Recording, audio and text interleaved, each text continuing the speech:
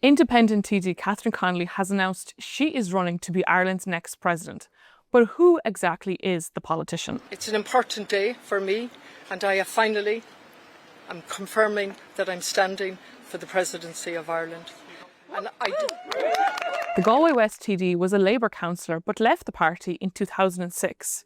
She said it had lost its soul after she failed to get on its general election ticket as a running mate for Michael D. Higgins, who of course will go on to become president. In the last Dáil, she was elected as Last Ceann Comhairle in a surprise vote which defeated the coalition's preferred candidate.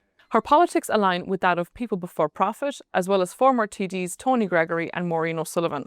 She was a supporter of the repeal campaign during the referendum to repeal the 8th Amendment in 2018, and she says she's anti-war.